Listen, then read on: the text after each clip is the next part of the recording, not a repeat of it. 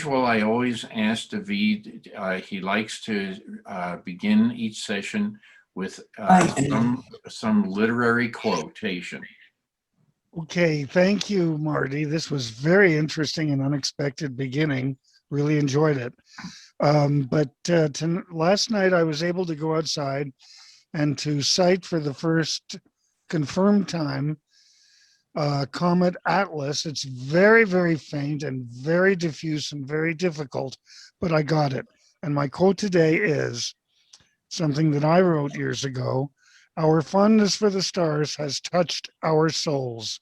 We all share the feeling of discovery, whether the object we have found is new to all or new only to us. The thrill penetrates our being as we try to describe through drawings, photographs, or words how we have been changed by the universe, sharing a secret with us. Thank you, Marty. Thank you, David. You, David. Thank you. I think what we'll do is to start our reading. I believe we decided that we were going to begin with verse 4. We ended with verse 4, but we can begin with verse 4. This would be Genesis 40, verse 4. Go ahead, Suzanne, thank him for that cup of coffee. I don't want to spoil him, Marty. Okay. David, I know your hand is up, so why don't you start reading? Okay, thank you. Would you like to do the blessing first, and then I will yes. begin reading? Yes, I did. Here we go. Baruch atah Adonai Eloheinu melech haolam asher kitshanu b'mitzvotav v'tzivanu lahadlik b'divrei Torah. Blessed are you, Adonai our God, sovereign of the universe. You have sanctified us through your commandments and commanded us to busy ourselves in things of Torah. Amen. Amen. Okay, verse 4. And the captain of the guard charged Joseph to be with them, and he ministered unto them, and they continued a season in ward. And they dreamed a dream, both of them, each person his dream.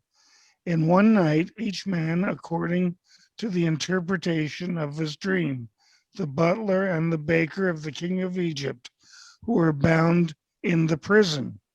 And Joseph came into them in the morning and saw them, and behold, they were sad. And he asked Pharaoh's officers that were with him in the ward of his master's house, saying, Wherefore look ye so sad today?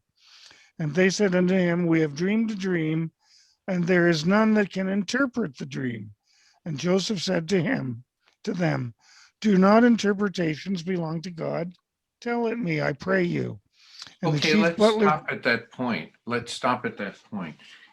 Any comments, questions with this reading so far? Rabbi? I'll just start with the last phrase. I'm not sure that the intention was a question. You know, can God interpret these dreams? So much as a declarative statement. Yeah. That Joseph has said, well, my God can interpret this. It's a different God than the Egyptians had. Right. So very good point. I would start at that struck me right at the beginning, even though it's at the end. Yes, it's a very interesting aspect here that Joseph is attributing his ability, that he is not, and it almost he's implying that he's not responsible for the interpretation. God is. Would that fit into his previous behavioral pattern? when the type of person who is going to um, talk about dream interpretations to his brothers, and what they say about it, is he lauding it over them? Is this He's the a little same more type of? humble now. He's a Well, little- that's the flip side. right. You know, I think we still have He's a matured somewhat, shall we say? somewhat, because it implies the other interpretation would be that yes, God is doing this. Not me, but God is interpreting, and I'm telling you what God tells me to tell you. However, is another way of saying this is that each of us have some quality or trait that is totally it's like a gift. People who can do things with their hands, people who can do things in literature and creativity in literature, things that scientists can do, things that lawyers can do, doctors, nurses, a baker, a street sweeper. They all have a particular gift. Do we say God gave me that gift? Mhm. Or is Yes. some, you can say that, or do some people say, well, I was born this way. I have the ability to do it. And if there's an error along the way, we sometimes say, well, Satan made me do it. Well, Is this another way if things don't go right? Well, it's God, blame God. I don't know. I'm just saying, I'm trying to show two or three different interpretations of this. Yes, Michael. I believe personally that if one has a particular skill or talent or ability, that they will, God instilled this particular thing in a person, and it's up to the person to recognize it and develop it. I think that is a very good statement, very important. Grace. Okay. Let me mention what Grace has mentioned already. I think that this is an example of the light and the dark, as in a balance of these two ideas. In other words, maybe the story can still go either way about Joseph's character. So I don't know. Yes, Joanne. I think you had your hand up. Yeah, I did. I'm just thinking if I had a gift of interpretation of dreams, Joseph always seems to be, I can do this, no problem. I mean, it's a very strong, I can do this. I see no humility in him about this. It's like, I know what this is and I'm going to tell you. Okay. That's just, when I first read that, that's what I felt, was no humility. And but maybe there's no humility in engineers too, yeah, you know, so, but Well, I think Grace is sort of the closest here. She combines both. And I think it's also Grace who said that Joseph is now wishing to belong as a means of survival. And so he's invoking a higher authority, I would assume she's saying. But so all of these are possible thoughts. Yes, Suzanne. Suzanne, I think you're muted. My mouse, so I couldn't get my mouse to work. Okay. Okay. I guess this may be a little bit differently. I see what? Oh, I see Joseph as a very faithful person and through all his, so far, through all the adversity he's gone through, he brings up his faith in God. When Mrs. Potiphar tried to seduce him, he brought up God, that he wouldn't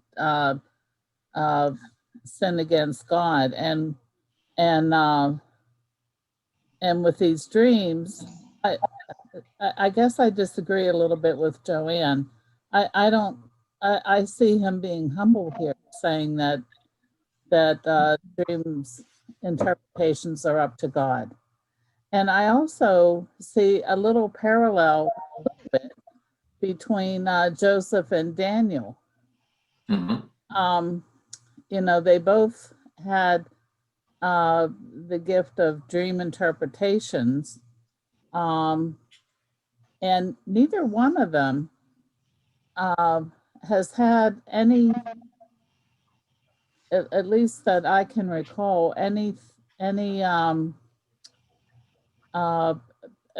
bad commentaries on their character, like other, biblical figures that, at least that we've seen so far in the Torah. And, I mean, Jacob did his thing when he got his brother's birthright. I mean, that he was deceiving his father. And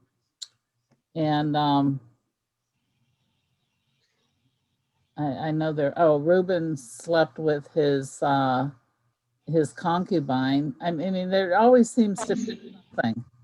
But in Joseph's case, in Daniel's case, I don't recall any of that. They both were taken from their homes, and they both rose to power almost overnight. Well, actually overnight, through their power of dream interpretation. So I don't know. I just look at it differently. Okay. Excuse me. Rabbi. I'm intrigued that this is the first opportunity we have to see Joseph expressing, let's call it compassion. Mhm. That he sees that these two fellas under his supervision, whatever that might mean in the jail, but he sees that they're distraught, that they're upset, depending on the and he immediately steps in and says, well, what's the matter? Is there something I can do?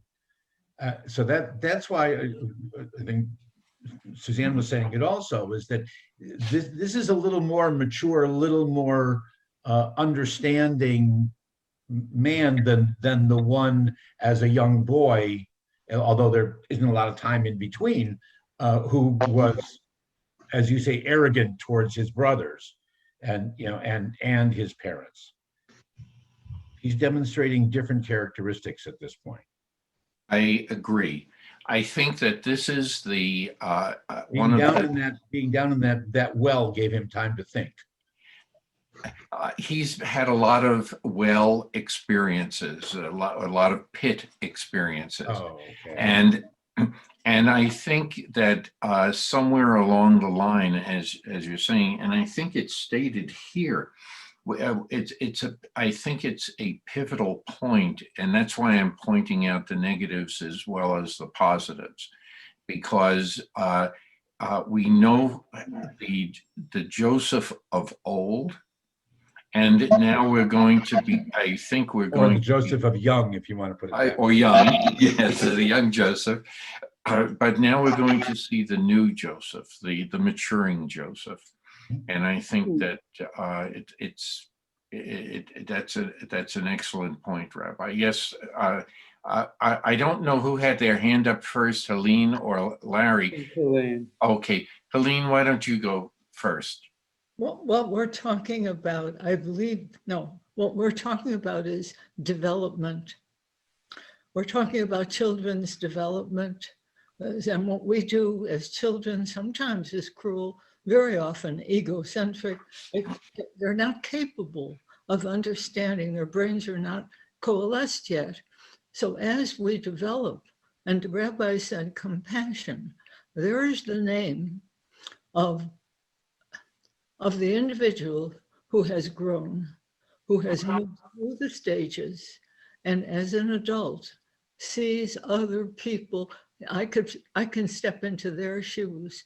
I can feel for them. This is a beautiful thing, and it shows his growth.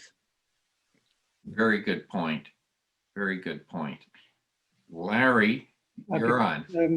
Dreams and their interpretation is a literary device. I was thinking of Fiddler on the Roof when Tevye says, "Tell me what you dreamed and I'll tell you what it means." Good point. Good point. Okay. I think Gail had her hand up next, and then Rabbi Mary, and then Joanne. Okay, now Friedman, his commentary says, excuse me, Joseph's ability to interpret dreams is the first time in the Torah that a human possesses a divine power. Agree, disagree, comment? Well, not if he says God will interpret your dreams. He doesn't have the power that God has. Yeah, God is he's just using a him mouthpiece. as a tool. I think that's what is being implied in that statement. But it's an interesting interpretation also. Yeah, he says he's just a mouthpiece. Right. But when we He's a interpret the conduit. story, and the listeners, or the ones who have been either counseled and comforted or challenged by his interpretation, they're the ones that say, is that coming from Joseph himself, or is that coming from God? Okay. But still the ability to do it, well, I don't know. Well, that's why it's important to question, Yeah. to raise all these I don't know questions. the answer. That's right. Rabbi Mary, Well, good morning and Shabbat Shalom. good morning. I think that one of the ways that God talks to human being is through dreams. It's one of the things that we know. Sometimes it's a chazon, that they see it, that, but talking to humans through dreams is acceptable. Also, Joseph in the past, his dreams brought him so much pain and so much sorrows that, it's not me. I'm told to translate. I'm only a conduit. That's one thing. The other one that you were talking, is it from Elohim, or is it for, as you said, how do I get to Carnegie Hall? Practice, practice, practice. And that's our role. Later on, when the tent of meeting is built, there is a guy by the name Bezalel ben Uri.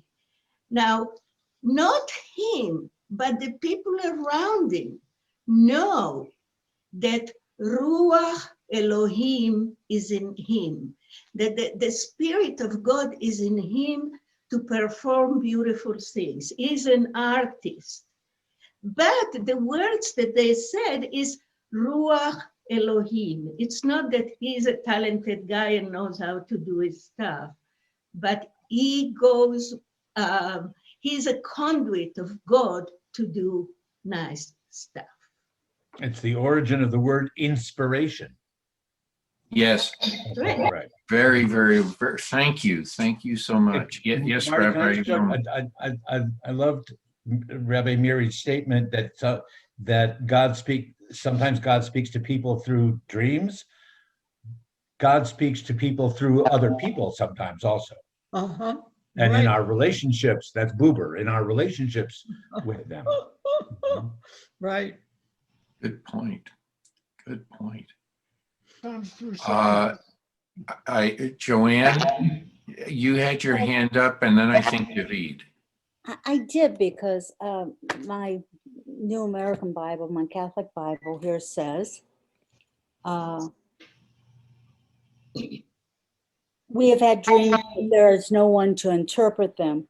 Joseph said to them, surely interpretations come from God. Please tell the dreams to me. It's a gentler way of saying it than surely God can interpret, tell me your dreams.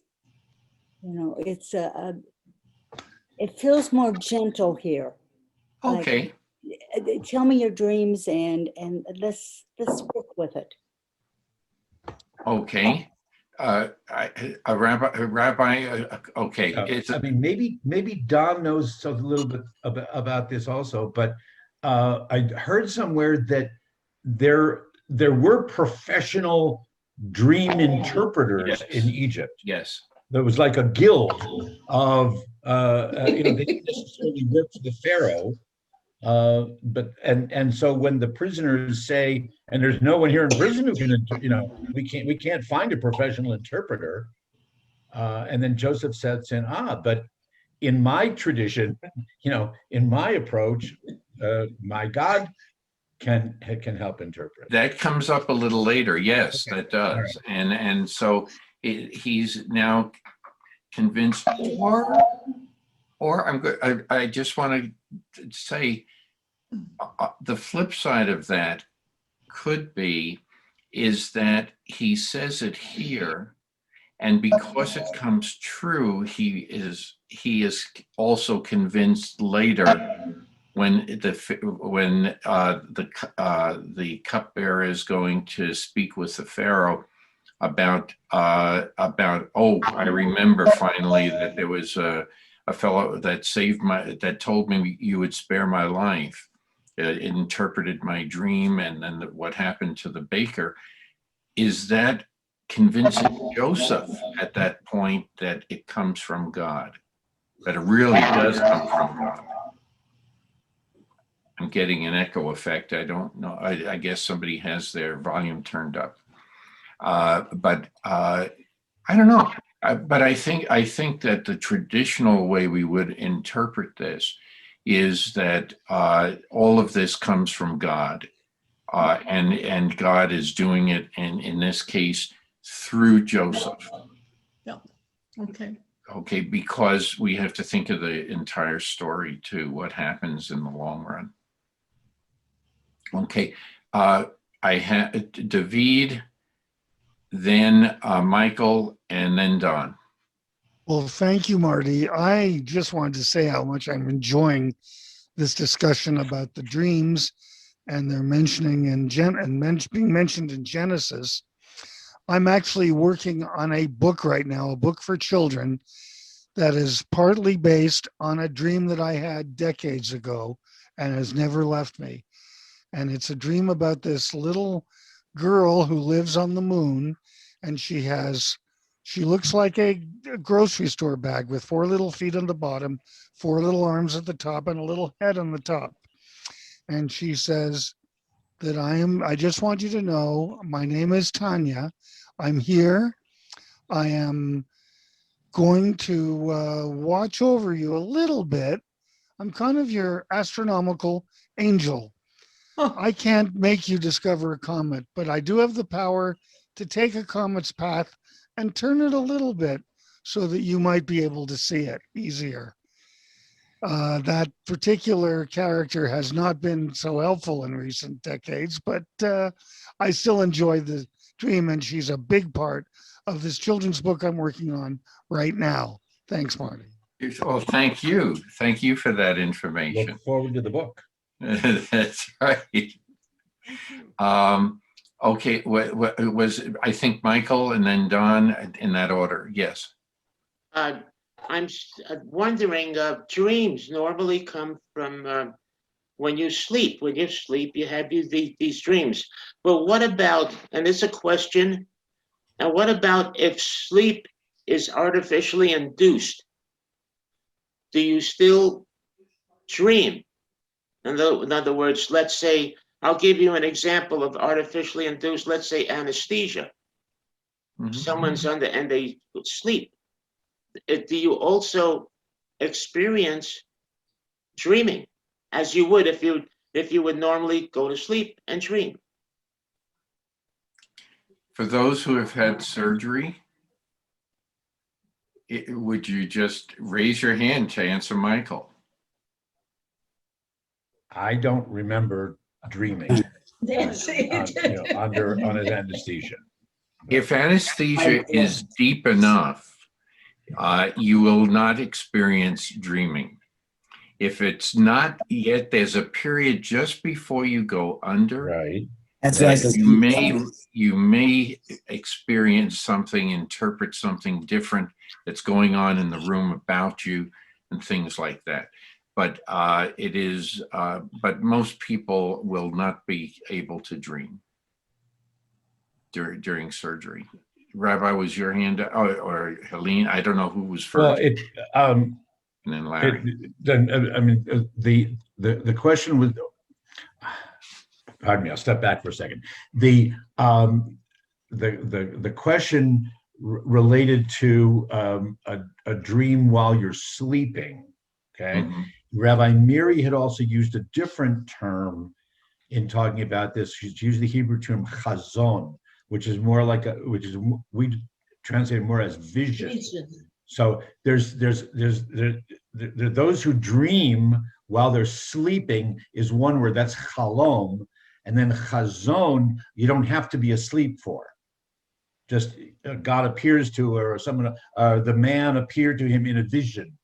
It doesn't say first that and so fell asleep, and then when that happens, it's a chalom, it's a dream. So there's at least in biblical, there's a different stage that they're describing here. Thank you. Very important. Okay, Don and then Larry.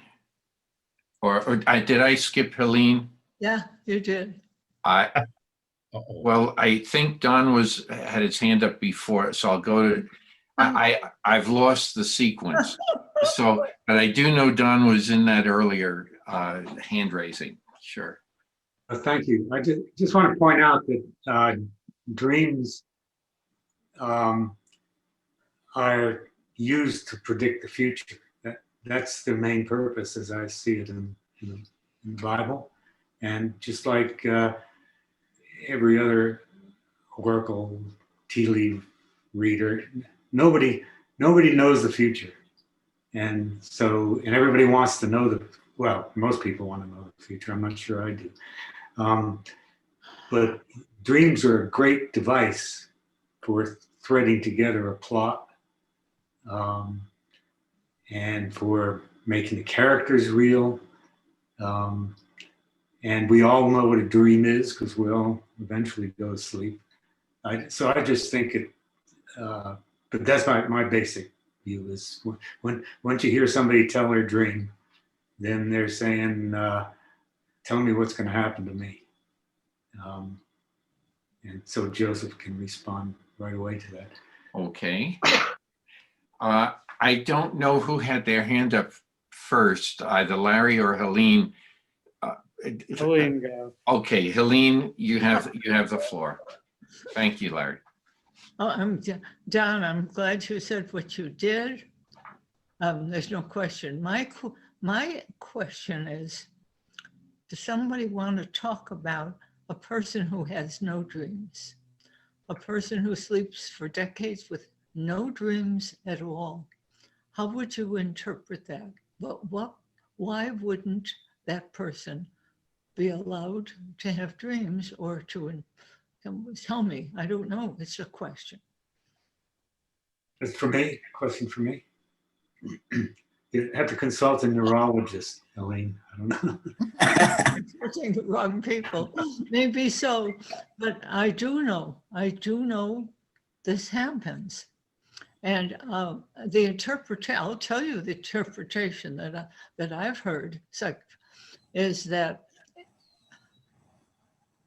their feelings as they've grown up have been buried, and there is not enough information inside to have dreams when you don't have feelings.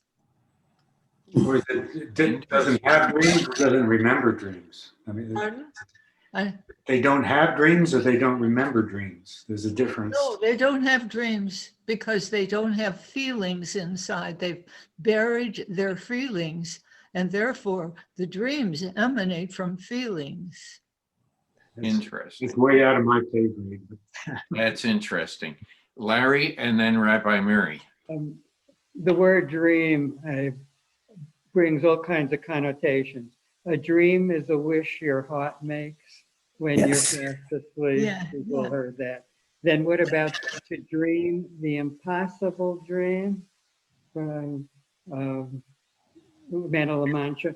But also in the DACA program, we call the people who grew up here the dreamers, and all kinds of connotations associated with the word dream. And sometimes a dream is just a dream. Right. Okay, Rabbi Mary. Rabbi Mary. But it's interesting, I just relate to your last sentence. Freud enjoyed dreams and enjoyed interpreting dreams, and then always were sexy. So, you know, now in what we use dream and chazon and vision, we use them also in the modern world in a metaphorical way.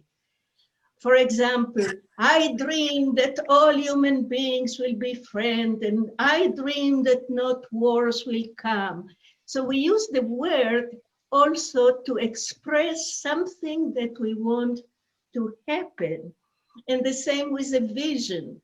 The most famous word vision comes to my mind with Theodor Herzl. Theodor Herzl wrote a little book and he calls it Chazon Medinat HaYehudim, a vision of a Jewish state. And what he writes there is the vision that he has, how it's going to happen. And it's interesting that we use the word dream to express a wish or to express, yeah, a wish is a good word there. Very, very well stated. Ricky and then Michael. Hi, I'm going to pick up on 2 or 3 things. First, Helene saying that, wait a minute, there's some echo. Oh, that was Marcia. No. Okay, well, I think it stopped. Yeah, there's a light around Marcia, so it sounds like it's coming from there. When Helene said that the people that don't feel don't have feelings, they have dreams. I can almost attest to it. I never dreamt, but growing up as I did, feelings were dangerous and I didn't want to feel, so I can kind of understand that. But I think it was last week I shared a dream of, I was talking about prophecy of the future. And that is the one where I said that I was on time, but I was late because of the traveling, and one country was in daylight savings time and the other one wasn't. So that dream I had 2 nights in a row and proved to be very prophetic for me to warn me that I was late. And so I can then pick up on that chain. But then other dreams, a dream is a wish your heart makes. I sang that last week. I don't know if I've shared with this group, but one dream I had quite a few years ago that scared me and exhilarated me, I guess would be the other word. The dream, there was a fish stuck in a rock eddy where the ocean was coming in, but there was like a little rock, and the fish was in that rock section, And I couldn't tell if the tide was coming in to help wash the fish back out to sea to live happily ever after, or if the tide was going out, in which case the fish would be left on dry land and die. And that was such a turning point for me as the fish, you know, which way was the tide going for me. So that certainly wasn't a dream. My dream, a dream is a wish your heart makes, because it also scared me that maybe the tide was going out and I was going to die in that rock eddy. So that kind of a dream, I guess it was almost like the I'm on time, but I'm late. It sort of forced me to really look at what was behind the dream. I mean, I was at a turning point in my own personal recovery.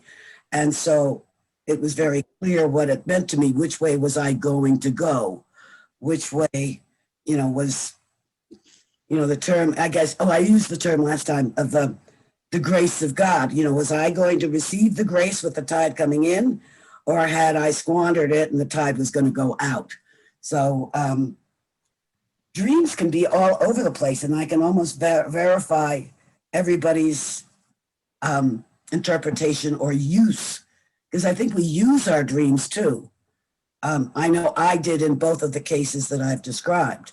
I used the information I got in the dream to do something, fortunately for me and for my being here now, in a very productive way. But I just as easily ignored the dream and, just been back there wherever there would have been. So dreams, I don't dream a lot, but when I do, they're very potent. I'll put it that way. Thanks. Thank you for sharing. Any other? Yes, Michael. I'm sorry. Yes, Michael. Well, that's okay. I can forget also. But anyway, I think for me, it kind of just sums up that dreams can be a warning. They can be encouraging, giving you an answer to something you need, you're looking for, etc. Yeah. I have a dream. I have a dream. We know that phrase very well. Mm-hmm. So we have really covered the waterfront on dreams for several weeks now, and on different interpretations, etc. But let's get back to the Joseph's story and see what happens. Okay, so now he has told them that God is going to interpret the dream, but it's done through Joseph. And so verse 9. So if somebody would care to read. Okay, David, you have it again. I pulled a short straw again. Okay. And the chief butler told his dream to Joseph and said unto him, in my dream, behold, a vine. Jane, the vine. The vine was before me. And in the vine were 3 branches, and it was budding, its blossoms shot forth, and the clusters thereof brought forth ripe grapes. And Pharaoh's cup was in my hand, and I took the grapes and pressed them into Pharaoh's cup, and I gave the cup into Pharaoh's hand. And Joseph said unto him, this is the interpretation of it. The 3 branches are 3 days. Within yet 3 days shall Pharaoh lift up thy head and restore thee unto thine office, and thou shalt give Pharaoh's cup into his hand after the former manner when thou wast his butler. But have me in thy remembrance when it shall be well with thee, and show kindness, I pray thee, unto me, and make mention of me unto Pharaoh, and bring me out of this house. For indeed I was stolen away out of the land of the Hebrews, and here also have I done nothing that they should put me into this dungeon. Okay, let's stop at this point. Any comments?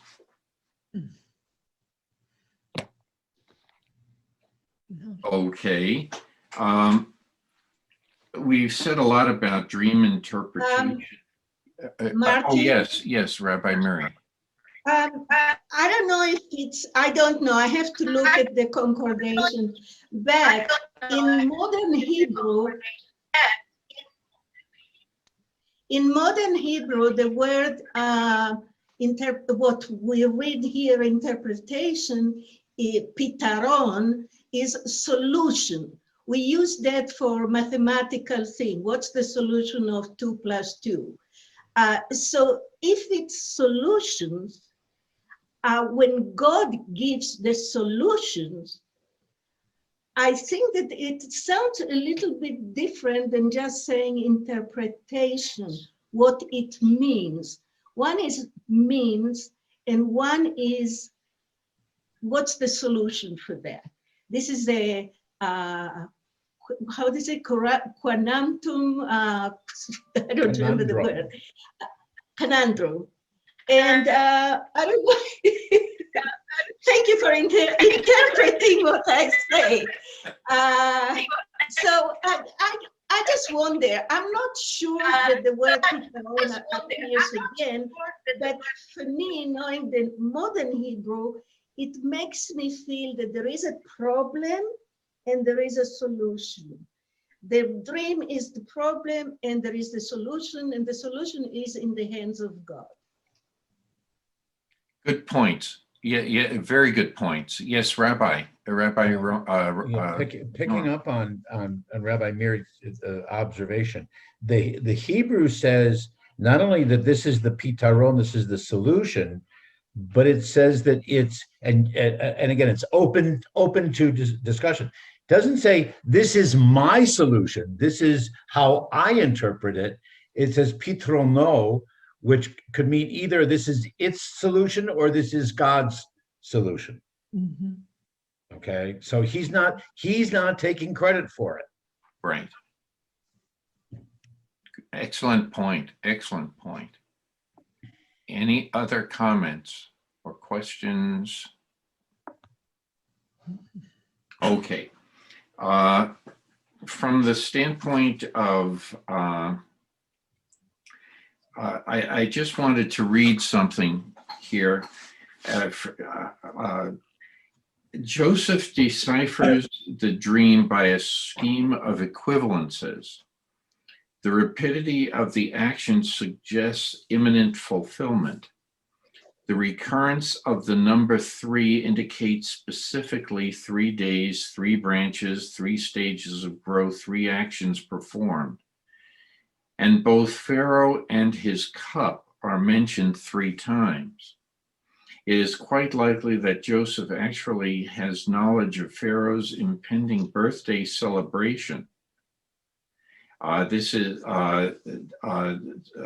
2 other commentaries are cited by Bekor Shor and Ibn Ezra. Moreover, he cannot help noting that in the dream, the cupbearer is actually performing his duties in the presence of the Pharaoh. So it's, again, another interpretation of an interpretation of an interpretation. Okay. Any other comments? Okay, let's move on a little bit.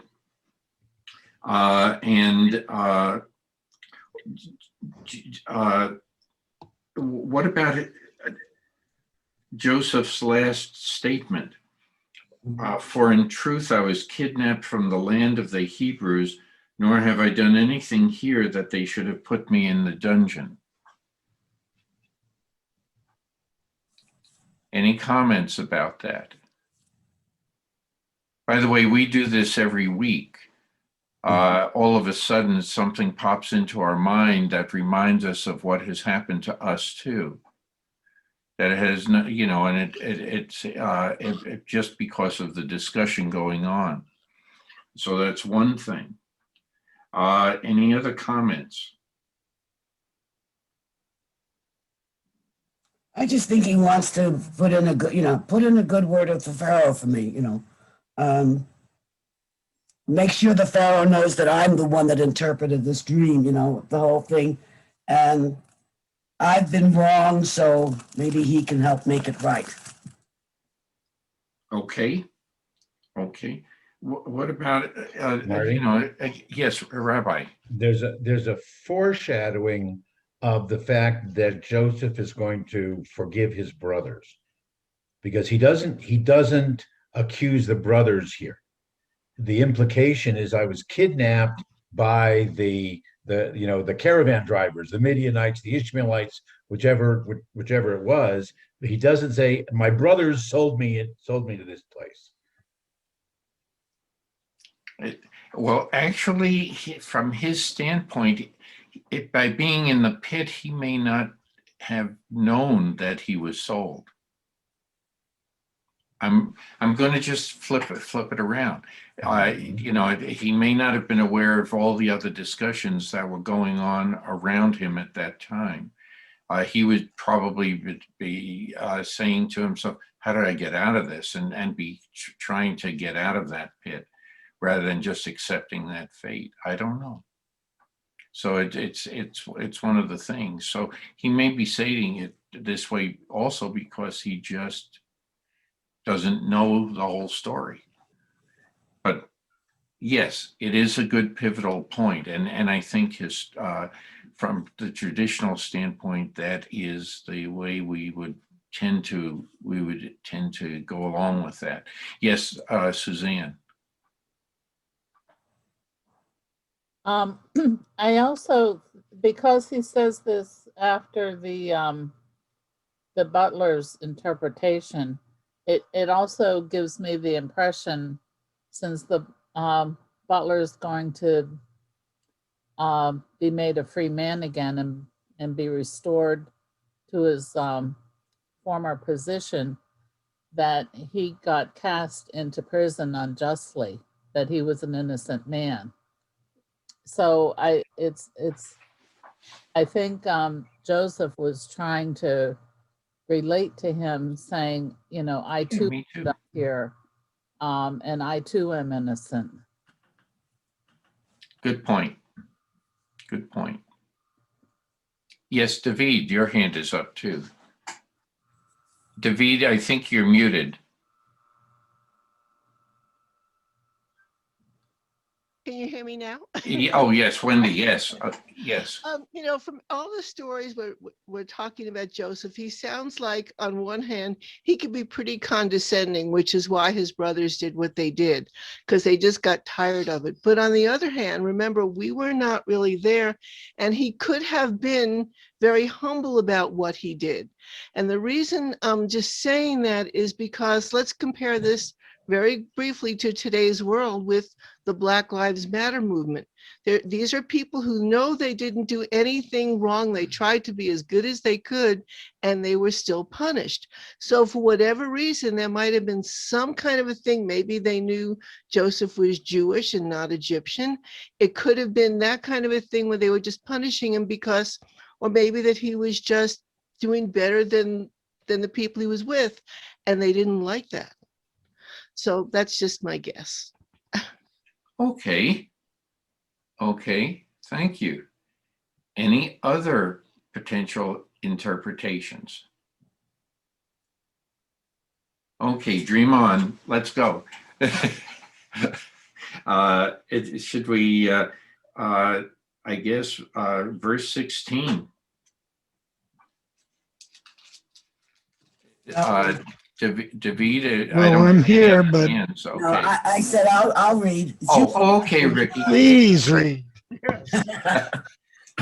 Please, Ricky. Yeah, I'm here. When the chief baker saw how favorably he had interpreted, he said to Joseph, in my dream, similarly, there were 3 open work baskets on my head. In the uppermost basket were all kinds of foods for Pharaoh that a baker prepares, and the birds were eating it out of the basket above my head. Joseph answered, this is its interpretation. The 3 baskets are 3 days. In 3 days, Pharaoh will lift off your head and impale you upon a pole, and the birds will pick off your flesh. Woo. Okay. Any comments at this point? Yes, Don. I think Joseph needs some sensitivity training. It's like when he escaped from his master's woman without really any sensibility to how he could protect himself. I mean, to me, this is the same sort of insensitivity or lack of empathy to someone else. I mean, he got it right, and the formulaic 3 days happened. But I don't find it really endearing to Joseph, because there are other ways to approach it. I mean, it works as part of the story for sure. But I wasn't finding myself too endeared to Joseph. Okay. Any other comments? Is it as, okay, yes, Rabbi. I don't know if it's really significant or not. I was trying to find a reference, but I can't find it exactly. That whereas the butler, the cupbearer, describes the process that he himself made the wine. Okay, whereas the baker just talks about, he doesn't take claim for breaking the bread. He's just bringing it. And so there's one interpretation that is really why Pharaoh forgave the one, or pardoned the one, but not the other. The baker, all he's doing is bringing the bread, and he couldn't protect that bread that was supposed to be just for the Pharaoh, and he couldn't protect it from the birds. That he couldn't wave the birds away or scare them away. But the cupbearer had done all the extra, the added ingredients. It could also be that maybe the Pharaoh had learned that other bakers, when they were presenting the dozen loaves of bread, it was a baker's dozen, and this particular baker was only giving 12. Which is divisible by 3, since we're doing everything. There you go. Okay. But couldn't the text have read that Joseph could see the meaning of the dream, and he knew that in 3 days the baker would be decapitated and hung from the tree? But he said to the baker, I'm not sure, it's a bit, the crystal is a bit cloudy. I mean, he didn't display any compassion whatsoever. And that just bothered me. I guess it just bothered me. Well, he's the conduit. If indeed the message is from God, does God have to apologize for reminding the baker he must have done something really bad in the eyes of Pharaoh? Well, I'm not asking for a rewrite. I don't know. I don't know the right answer to this, but I do know that if God wills it, does God need to justify it?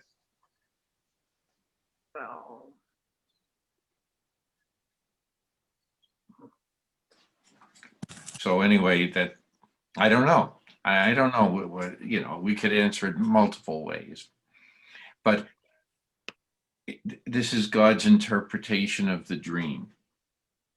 So any other comments at this point? Yes, David. Oh, that's a Wendy. That's a Wendy. When David sits back and raises his hand, it means Wendy is coming on board. It means it's me. One of the things that when you're asking, does God have to explain when he punishes you? There are times in life when something just seems to always go wrong. And I usually will look up and say, okay, Lord, what am I learning from this? What are you trying to teach me? So it's like, I talk to him every day like that. But so I figured there's whatever the experience is, as long as you're learning from it and can correct it, then it was not as bad as you think. So every time, even if I get stuck behind a car, I'm trying to get home and the car is going 10 miles an hour and I need to get home fast, I'll look up and say, okay, Lord, this is my lesson in patience. So whatever it is, he doesn't have to explain, but he is or she is trying to teach you something. Good point. Good point. I subscribe to the same philosophy. So do I. So, and a lot of learning experiences in life. A lot of other people may say teaching experiences, but you have to learn from all of these things. Any other comments? Yes, Rabbi. I have to go back to Rabbi Miri before, who was quoting Herzl. And as a response to what, Marty, it may have been what you were saying, that if God wills it to happen, okay, Herzl's statement was, if you will it, then it's not a dream. Right. That's right. That's right. Thank you. Thank you. Very well stated. Very Thank well you. stated. Yeah. Thank you. It's up to the Lagada, and that's up to you guys. That's what we see, Right. what we see. And excellent, excellent. I'm not going to go into some of the other words and like that just to save time in our discussion. But any other comments about this phase of Joseph's life? By the way, this story is also found, a very similar story is also found in other cultures, including Egyptian culture and Babylonian and so forth. Just so the cast of characters are different, the events are slightly different, but they're parallel. As far as, I guess we're now going to embark, we've come a long way. No, we still have to see what happens to the baker. That's right. We didn't hear what happens to him. Oh, that's right. I'm sorry. We on the third day, if somebody would like to read. I'll continue. Okay. On the third day, his birthday, Pharaoh made a banquet for all his officials, and he singled out his chief cupbearer and his chief baker from among his officials. He restored the chief cupbearer to his cupbearing, and he placed the cup in Pharaoh's hand. But the chief baker he impaled, just as Joseph had interpreted to them. Yet the chief cupbearer did not think of Joseph. He forgot him.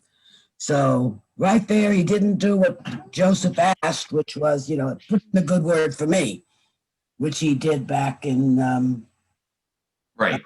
15, yeah. So we're going to find out, as we read on, that it's a momentary lapse.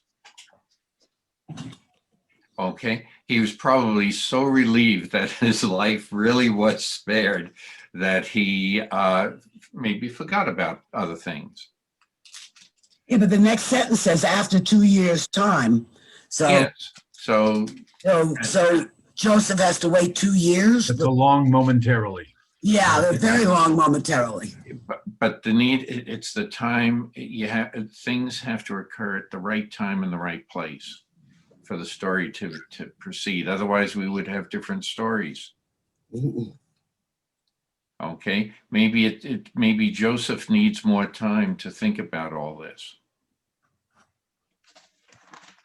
Yes, okay, both rabbis. Okay, Rabbi Norman and then Rabbi Miri.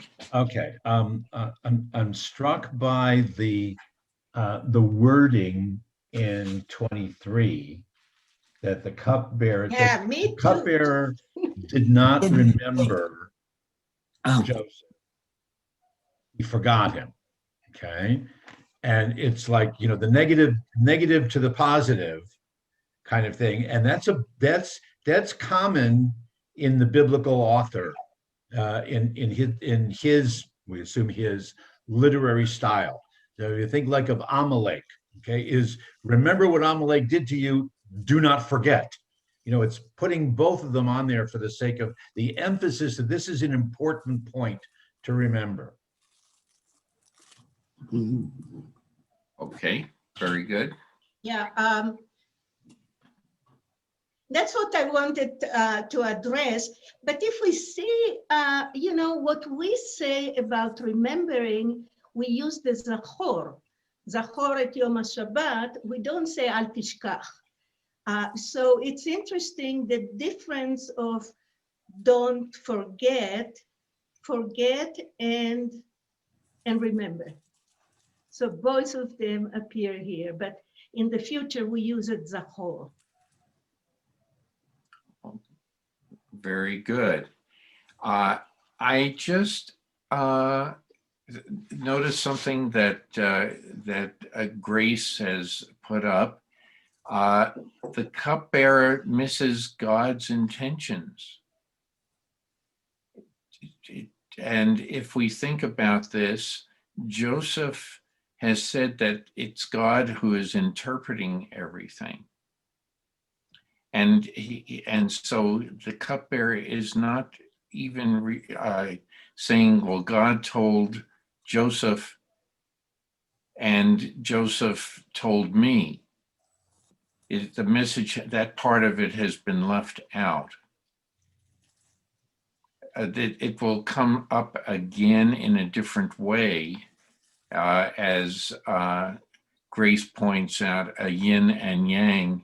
She was commenting on what the rabbis have been talking about, but it is also going to come up again in a very short while.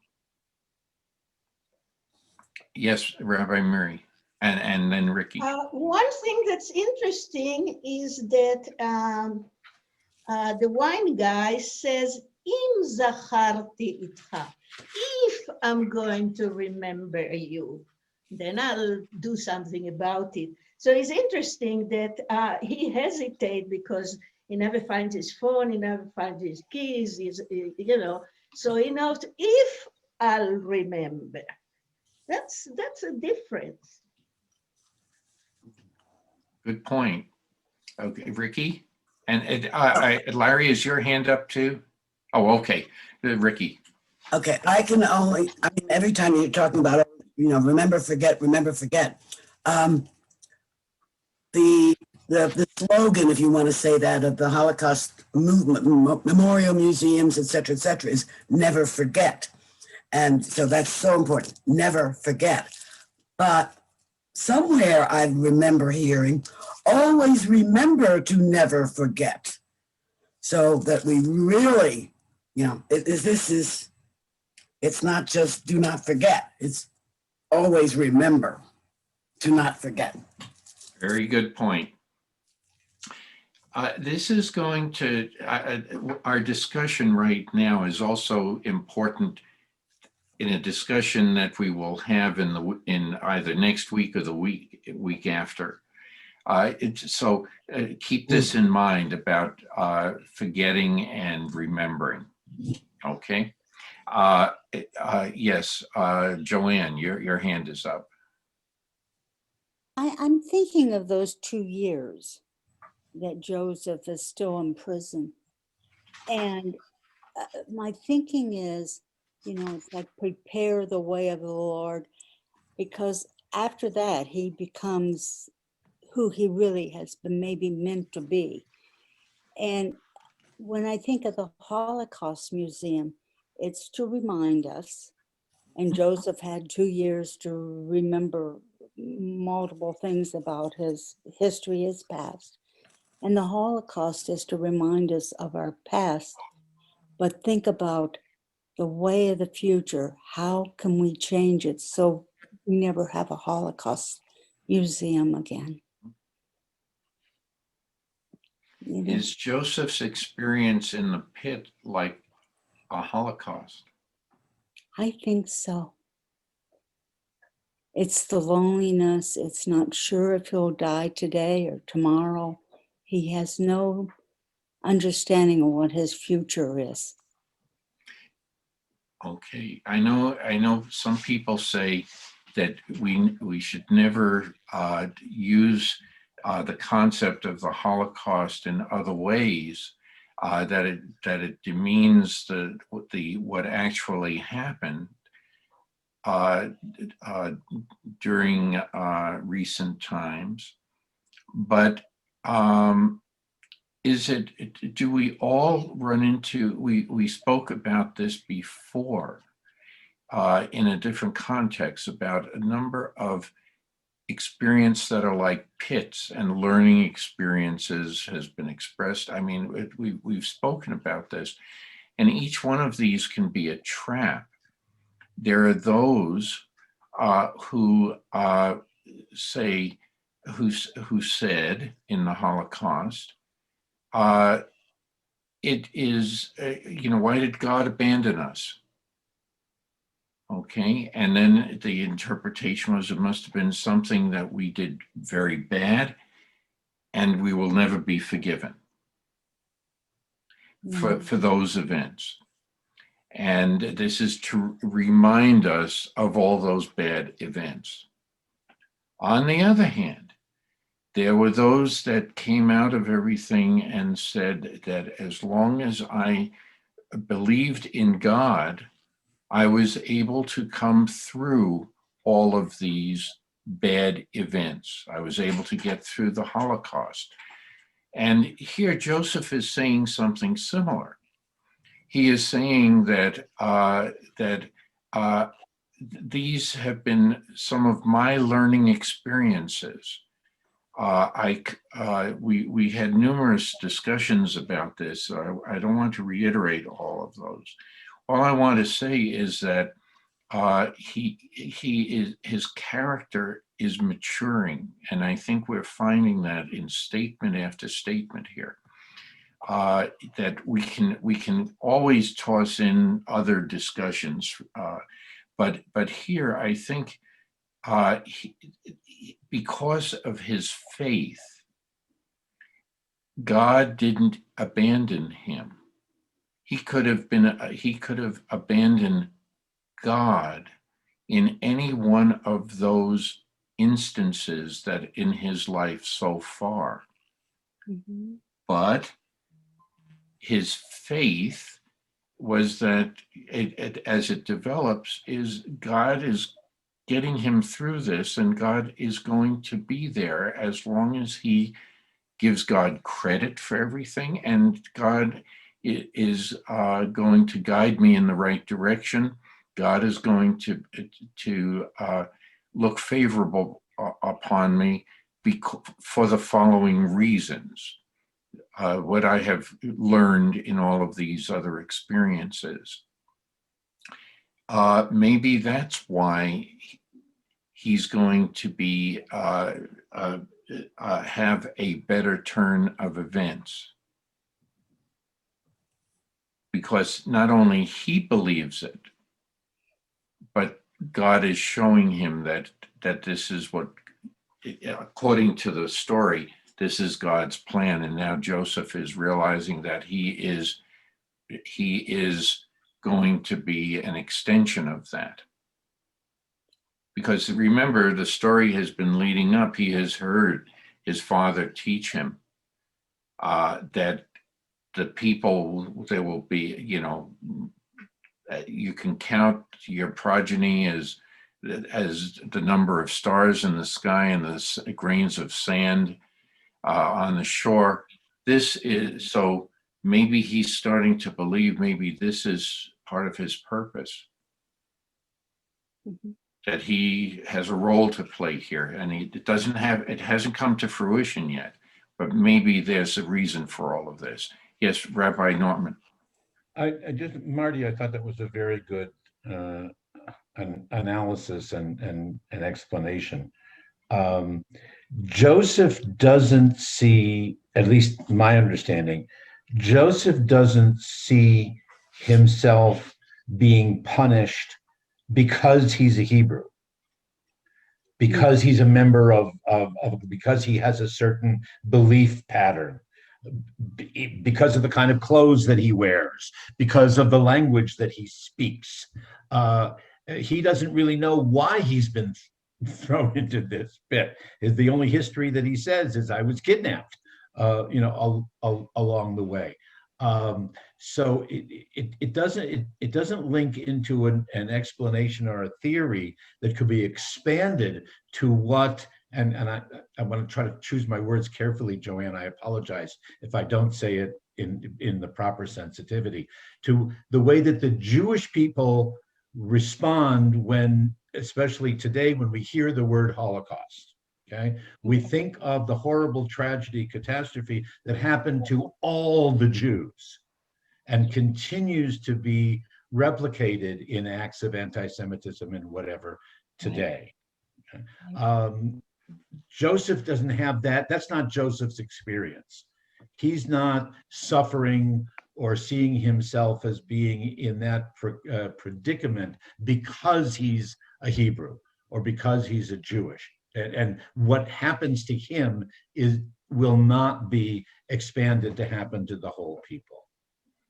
So I'd like to just clarify that. Now that may be a different way that a Christian or a non-Jew looks at the Holocaust. Doesn't mean that one's correct or one's incorrect, but it's a different kind of approach to whether this is punishment, whether this is something that's going to affect all of our people's history, continuing on through to the present day. Very good, very good. Yes, Larry. When we say remember and never forget in regards to the Holocaust, that's one approach. But aren't we also mandated tikkun olam, or justice, thou shalt pursue? There are today Holocaust genocides being perpetrated. The Uyghur, we just saw attacks on Asian Americans. It's more than just remember. I think it's imperative upon us to try and do action to help the situation. Sure, agree. And we're told to do that. We're commanded to do that because we were slaves in Egypt, because we were oppressed, because we were treated differently as strangers. Right. Okay, but it doesn't say, do not oppress your neighbor, do not do this, because you're descended from Joseph, who was thrown into the pit. Right. Okay. Okay. Michael, I know you had, Joanne, did you have your hand up before? I let Michael talk. I'm trying to put this together in a different way. Okay. Okay. I stepped away for a few minutes, and so when I came back, I heard the word Holocaust, and so this has been entered into the discussion, and so I want the word Holocaust has a it's a very specific word, and it really applies to the Jews, even though that there were 12 million people killed at that period of time. 12 million. 6 million were Jews, and for a very specific reason. Is because they were Jews. They did nothing wrong. They were 6 million Jewish people, men, women, children, and babies.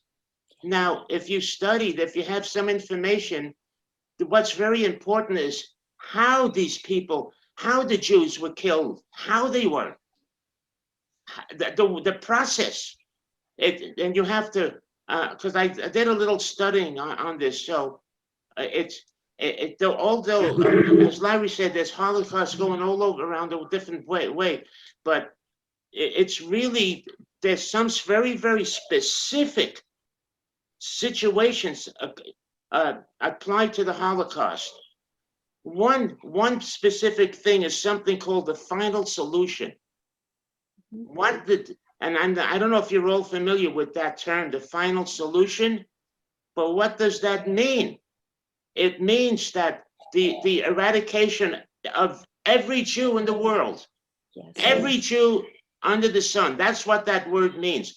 A lot of people don't know that, because Adolf Hitler, what he wanted was world domination. That's what he was after. And he started with the Jews. That word, the final solution, really applies with everything. I don't think what Larry was talking about, all those things that are happening today, the word final solution is used. That's a really, really big part.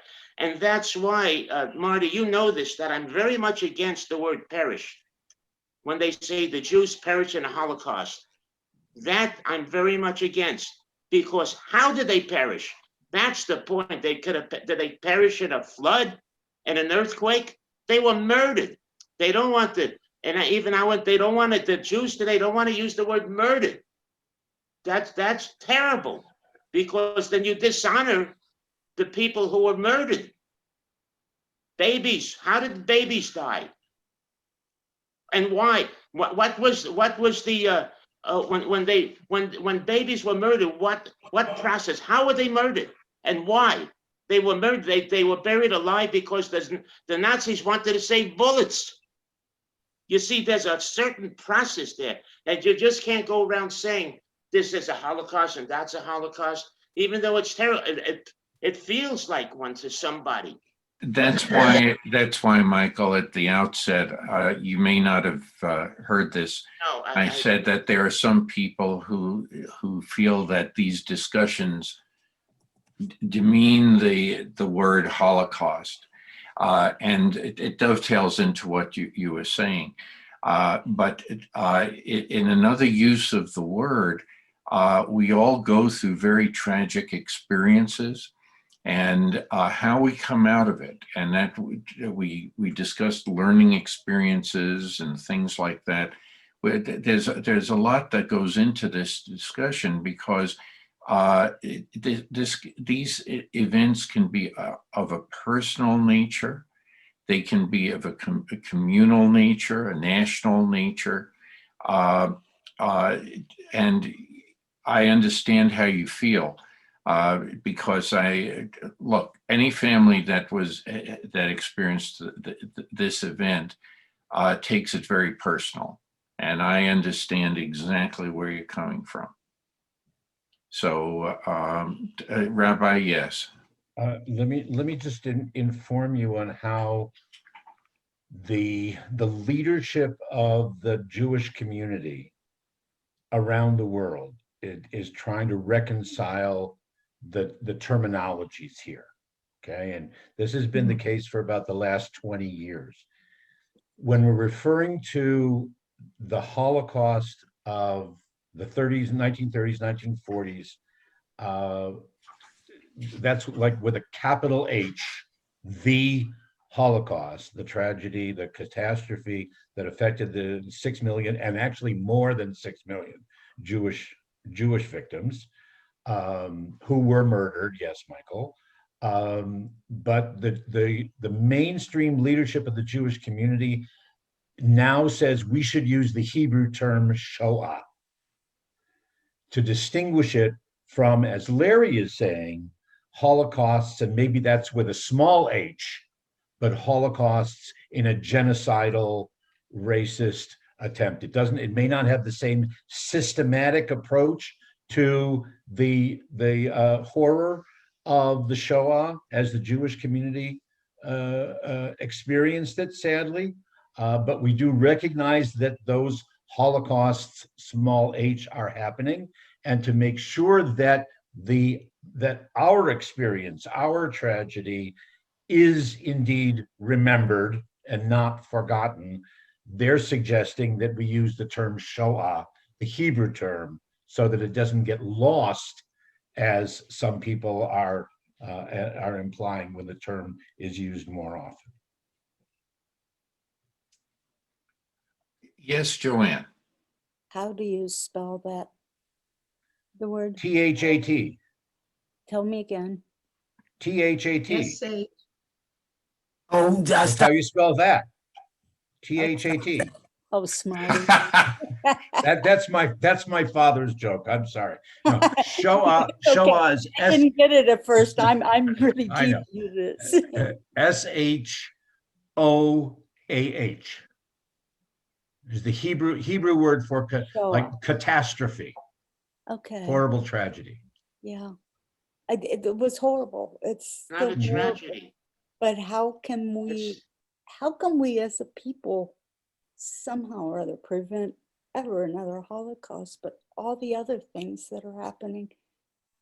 And I think of Joseph in this den and his 2 years of purgatory there or something, and how he manages to get out and then, through his actions, save his people. And how do we do that? I don't know. Yeah, this is whether there are a lot of things, and one of the phrases that I remember reading about is that in describing the Jewish people, that we are the people who remember, is as a phrase. That's phrase. attributed to Chaim Yosef Yerushalmi, the Thank you. historian. Mhm. Okay. Yes, Michael. yeah, I just wanted to ask the rabbi something. Did I hear you, Rabbi, correctly use connect the word the Holocaust as a tragedy? Yeah. Did I hear that? Mhm. Well, I would just say this, Rabbi, that a tragedy is a result of an accident. No, not necessarily. Not necessarily. Yeah. Not necessarily. I don't believe so. Well, I'll No. give you. May I offer an example? Of course. I'm not saying that it doesn't. I'm not, but I would say it's not exclusively In this the case, result of an accident. in this case, at least in my opinion, in this case, you'd have to get it absolutely correct. In some cases, they're not that critical, but in this case, this deserves absolute correctness for future, for history. And you cannot, in my opinion, you cannot say an act of murder was a tragedy. An act of murder is just that, an act of murder. And if I could give you, if I can apply an example, Marty, would you let me do that? Sure. We'll take 9/11. This was, many people call it a tragedy, but this was planned over of 9-10 years. They tried to bring the World Trade Center down the first time with trucks and bombs, but they came back with planes. And so that was an act of murder. Now, if you have a plane flying over New York City that malfunctions, and they're trying everything to correct the malfunction, and the plane slams into a building and kills 3,000 people, that's a tragedy because it's an accident. But in that case, it wasn't. A lot of people called 9/11 a tragedy, and it was a pure act of murder.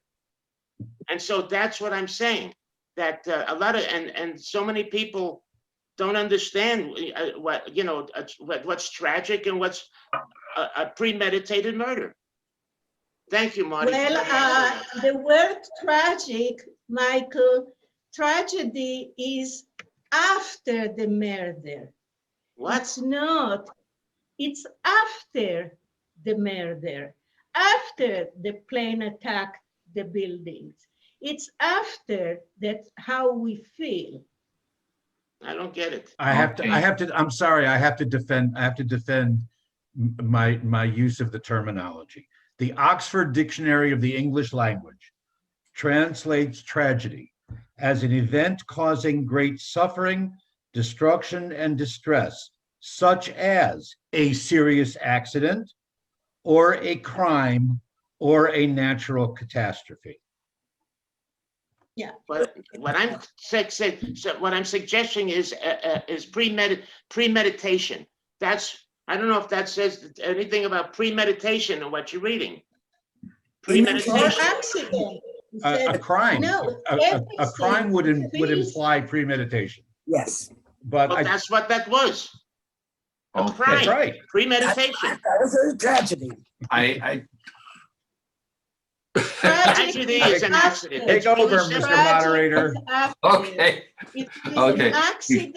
It's tragic that the family lost everything. There is a tragedy that was a tsunami. It's not the tsunami is a tragedy. The families that suffer from it, that's a tragic result. And it doesn't matter if it's Exactly. meditated or not meditated Exactly. or nature. So, okay, Don. Marty, I'm gonna, okay. Okay. Part of the problem is that the Holocaust, the Shoah, is so unbelievably we just lose the correct vocabulary, and we run out of words because it is so incomprehensible that such a thing could happen, and it's made even worse that such a thing happened to us, and that's why we get overly passionate, overly excited, and overly urgent in using the correct terminology. So let's just accept that. Let's realize that that it's so painful to all of us that our words don't always take on the correct meaning. But in a sense, we know what we're saying. And we're trying to be empathetic with each other. Michael, in Pesach, in Passover, in the Seder, we say, Bechol dor vador. In every generation, they're trying to, make us disappear. And Akadosh Baruch Hu, and God saves us. Because you have issues. When we were kicked out of Spain, when we were lost the temple in Jerusalem and were sent away to Babylonia, or murder in a way on Masada, or whatever, it's something that's constant. It just got, as Rabbi Norman said, to such level that we are just cannot even compare to other things that happened to us. But we say that in every generation, someone wants to annihilate us. Yeah. Beginning with Pharaoh, who wanted to kill all the Jewish children and end the Hebrew race. Don. I gotta be careful here. I'm walking on thin ice, but there's no question that there's no limit to the evil in the world, the length that human beings will go to exterminate each other. I mean, the Shoah, the Holocaust, was systematic evil beyond imagination. But not far behind was the evaporation of Nagasaki and Hiroshima. It's hard to believe that a single device can totally destroy an entire city. But then I go back into our own history and I read how we performed genocide on the Canaanites, and on the Midianites and Philistines, and how Saul was punished because he spared the king of the Philistines and a few cattle rather than follow God's order to exterminate every man, woman, child, and beast that he attacked. So we have feet of clay. I mean, we can, our own history is is there. And I just think we've had our lessons, you know, and we've had our lessons in the last century. And the only thing for us is to tikkun olam. You know, we can't keep, I don't believe that we can differentiate ourselves from anyone else who has evil beyond imagination in our hearts. We just have to overcome it. And so every time, you know, I'm not so articulate that I can really get this out the way I want. So I think I better stop. I think as we are tragic as human beings. You know, there's none of us, I don't believe, that in any given moment wouldn't do something really awful. I know I have in my life. So anyway, I don't want to get near the end of the session on a bad. Okay. All right. Thank you for everyone's opinion. Pastor Bruce came in while we've been discussing this, or just before. Pastor Bruce.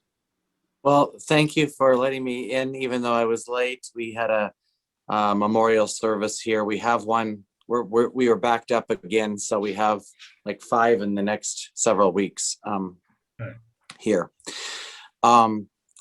I asked a couple of people, and they told me where we were in the chapter and verses, and we were thinking about the words.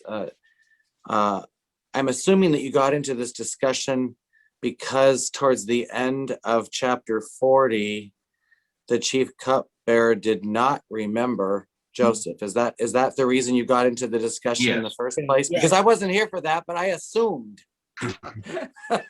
I assumed that was where you were, just because of that. But anyway, as Rabbi Miri already said, the Zachor, remembering, is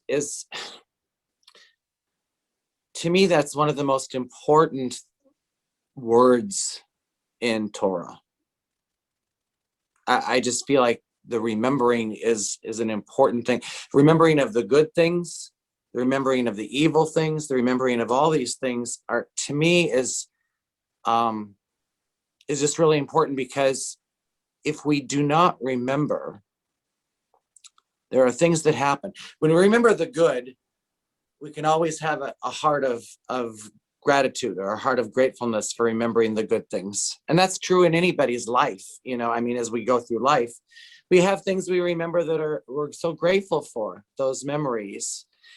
And on the other hand, you know, we have memories of evil things. And I think that as you look at the remembering, we have to think, I don't know how to say this any other way, except for that we have 2 very evil scenarios within our last 100 years, I think, in this world, more than 2 actually, that I can think of in my head, that were very, very difficult. One we've already been talking about. But we can't, if we don't remember the good things, we're not going to sustain our gratitude. And if we don't remember the bad things, in many cases, as I'm sure somebody's already said in this thread when I wasn't here, we're destined to repeat the evil if we don't remember the evil. And if we don't remember the good, our gratitude and our hearts can't really be sustained because of that. And so I know I'm kind of late in the discussion, but those, after listening to what you all have been saying, those are the things that kind of came into my head as I was thinking. So anyway, for what it's worth, I think remembering is, Zachor is one of those words that's repeatedly commanded in Torah, and I think it's a good word. Thank you. Yes, Rabbi Miri. I want to point out to the language that in English it gets lost. The word Zachor, remember, is in singular. When I say remembering, it's the Shema Etzem, is the, it would say Noun. Lizkor. Right. Yeah, and we are supposed, each one of us, it's not a people that has to remember. It's each one of us has to remember the Shabbat, and it has to remember, period. And that makes a lot of difference. And that's, again, it's something that in the translation, since when you say you, it could be Yal or it could be one, there is a problem. There is always a tension in the Torah and in our heart between the community and the individual. But remember that it's a singular word for each one of us. Very good. Thank you. Thank you. Yes, Michael. To remember what does that mean when you say we remember? Not to forget, but we have to remember. Okay, we remember. Then what? Supposing things start happening at any given time, let's say today, things start happening today. Oh, I remember. But things happen today and you deny. You start to deny what's going on. What's the point to remember? What does that mean? Because for myself, I see things that are going on today and that are no good. I'm not going to start a big to-do over here because everyone's going to go out of their damn minds. But that's what I say. We remember, remember. Don't forget, remember. So I don't know, where does that lead to? Explain. You tell me, Rabbi Miri, what do you mean remember? What is that? What's the next step after that? If you remember, one of the statements is Reverend Pastor Bruce said, not to repeat.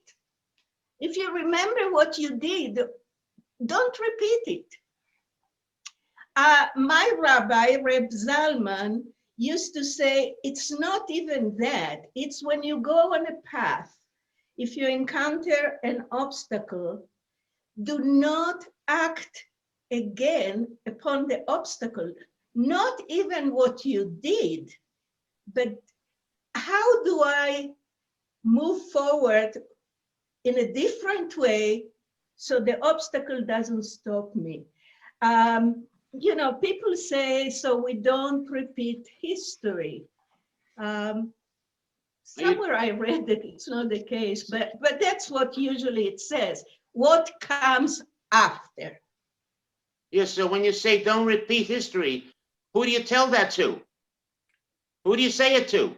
Yourself. Don't repeat history. Everyone has to say it to themselves. And if everybody says it to themselves, the community is saying it to their self, and it spreads further out. So if you remember, you are not going to repeat the events that led to a tragic event. How can you prevent it? And it should always be there in your mind. But that's a bigger thing, Marty. You know, I understand what you're saying, but it's got to reach far. It's got to be very far reaching. That's And the then you next got to make the message. people, how do you make it, how do you see that it doesn't happen again? Setting the example. Let me take your side there. It's not only, for me, not only to remember so I don't repeat it, but to pick up on what Wendy said and how I live my life, is to learn from it, to be able to do something differently because I remember. So you're right, there is something after remembering. And it's not just the negative of don't repeat it, don't do it again. I mean, that's never enough. You have to, I'll use some, if it's a sin, repent and make amends, do something that turns that negative into a learning, Positive, yeah. into a way to change your own life, which might affect somebody else's. There's so much in the future of remembering that I definitely get your point, Marty. Wait, I'm going to ask the rabbis because it just popped into my mind, but I was going to hold off on discussing this for a few weeks, but I think it's very important. When we set the stage for this entire story about Joseph is about repentance and forgiveness. Mhm. One of the things that you have to do is recognize that it's important to remember not only the good things that you've done as an individual, but also the bad things that either have happened to you or you have done to others, for which we repent. If we forgot them, we would not repent. We have to remember them in order to do that.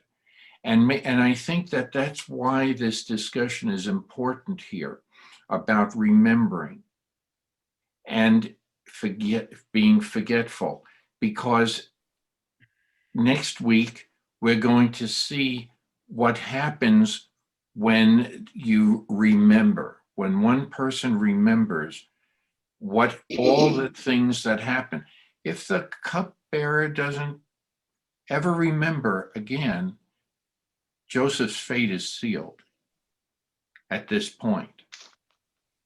And that, I think that it is important for us to take things in that fashion. If we forget the bad things we've done, we can't correct them. And that's why we have to remember the bad along with the good. I personally feel there's much more good in everyone than there is bad. It's only that when we let the bad become our master, when we give into that everything else takes shape for the bad. But I think everybody is born that way with a lot of goodness within them. Rabbi Yes, Mike. Norman is. Okay, so let me- I know Rabbi Norman, and I think Pastor Bruce had their hand up, and then I'll go back to Michael. The mitzvah, the commandment, when we get to it, also we'll see it. It's zachor is to remember, but it's usually followed by the Hebrew letter lamed, which means to. So you remember to do something. Okay, Yes. It's not just the mental moment of remembering. It's what happens after it. It's the response to that memory. It's the action to that memory. I gave a sermon a couple of years ago, just using the English word remember at a Yizkor service, at a memorial service. All right, that we remember our parents, we remember our grandparents, our loved ones and why do we remember them? Okay, what is it that they taught us? What is it that they gave us? And we then have to analyze and evaluate what that means to our life today and going further. Okay, but then there's a little play on words. Is the Jewish value of remembering is to remember, is to reestablish relationships. Okay, whether it's with another person, whether it's someone whom you might have wronged, as you're saying, and we need teshuvah, which leads into action. We remember, we connect, we fix. People have used the phrase tikkun olam. We fix the world. We redo. We reestablish. That's the ultimate goal of remembering as a mitzvah in the Jewish context. Good points. Good points. I forget who else had their hand up before. I know Michael did, but okay, go ahead, Michael. Yeah, so let me talk to Rabbi Mary for a minute. I probably was not it's hard for me to make my point without getting into other areas that would absolutely annoy most of the group. So it's hard for me to do this, but so I'll ask this of Mary, Rabbi Mary, if I may. Thank you. If and you talk about remember, don't forget. If we as Jews, let's say hypothetically, we can see a real possible Holocaust brewing in this country, we could see it. If it's actually, there are signs of it based on remembering what happened before. That's what I meant by what's next. How do we curtail that like when Hitler became chancellor in the 30s, when he started to do certain things? How do Jews we stop that? How do we do that? Because remember, we remember and we don't forget the first time. So that's what I'm trying to get at. Not just a superficial, but a real thing happening. And wow, what are we going to do? Will you tell me what we're going to do by not remembering it? We don't forget, then we're not going to forget, and we're going to remember. That's what I'm saying to you. Well, I don't know. I don't know how we do. 70 years ago, the solution was to create a land in which Jews can live and defend themselves. I don't want to talk about today, please don't bring that. But that was one of the solutions, because we were a nation without land. We were a nomad nation. We always were a minority. So, but if you ask me about anti-Semitism all over the world, and sometimes with physical attacks, Michael, I don't know. I don't know. I'll think about it again, because I'm not stopped thinking that, but I don't know. See, there are things that are happening today that I could see, but a lot of people are in denial. And unless Marty decides or someone decides, if we can have a discussion, I mean, this would be a very powerful discussion, but it would be very difficult with the people here, because you think one way, you think another way. But what I want to talk about is common sense. Look at something that is, but a lot of people are in denial of common sense, what is happening. And I would love to have the discussion, but I don't think it's possible, because people have their, it would be a very fiery unless people could actually calm down and have a good discussion. But that would take very, very intelligent people, a very, very intelligent. Like us. He's a very good, intelligent group. Because anti-Semitism, one second, Marty, just one moment, thank you. Anti-Semitism comes in many different forms. It's direct and indirect. Indirect is circumstantial evidence, which sometimes could be more powerful than direct evidence. I had a little bit of discussion with Rabbi Roman, but I didn't quite use the right words to make my point, but I rethought that. And so that's something we could discuss if Marty would choose to do, or any rabbi, I would be in favor of that kind of a discussion, if it can be handled in a real intelligent way. Thank you, Marty. Okay, Michael. I'm going to. We're now over time, and if it's something that's going to, if it's not a question but pertains to the discussion, that's fine. But if it opens up a new discussion, please write it down and save it for next week so we can start with it. Yes, Joanne. I want to thank Ricky for her dream, because I can put that in where Joseph is and the things which fish is he going to be in his little pond? Is he gonna choose this, or does he have a choice on choosing something else? And, but I did want to bring it back to dreams before we leave. I'm going to just say one Marcia. other thing. Marcia, Now we are going to hope that the story continues in a positive way. We've spoken about faith, hope, and what we're going to see in our discussion next time, well, maybe next time, in the next week or the one thereafter, is charity. Okay, and it's all ties together again with this concept of repentance, and which relies on all of these three aspects.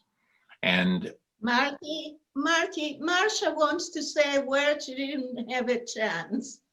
oh, I haven't seen her hand. I apologize.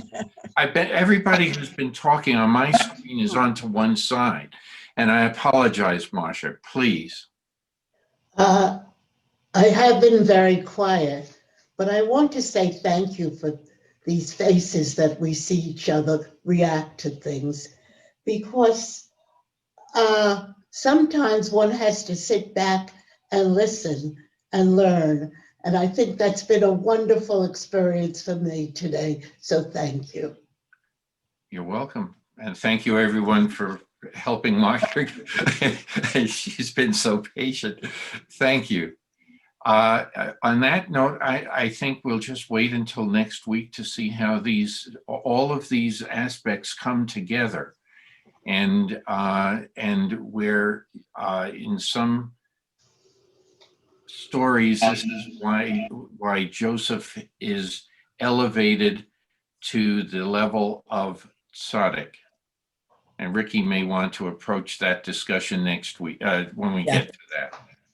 But I'd like to, if we're finished with today's discussion, I had trouble getting in today for whatever reason. And I came in at the tail end of a conversation. And I really all about the vaccination. Donald said, or somebody said, figure out where they're coming from. Everybody has fears. They're afraid of shots. They're whatever. Figure out wherever they're coming from. I accept that.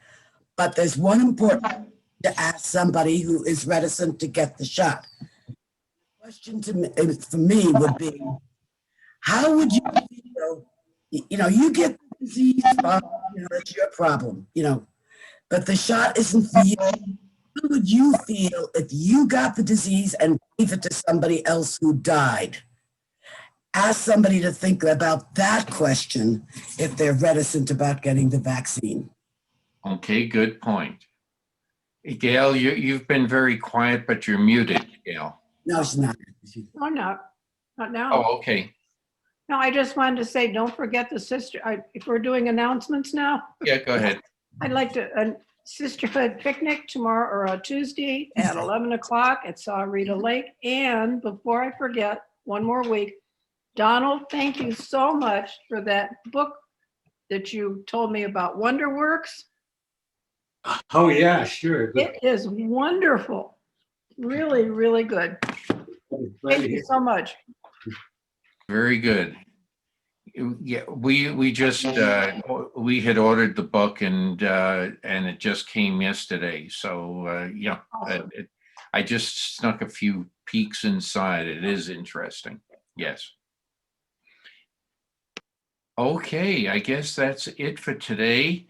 Thank you, everyone, for a Say very Shabbat interesting. shalom. Thank you, Marty. Thank you, Marty. Shalom, everybody. Shalom, everybody. See you next week. Shabbat shalom. Thank you. Thanks, Marty. Bye.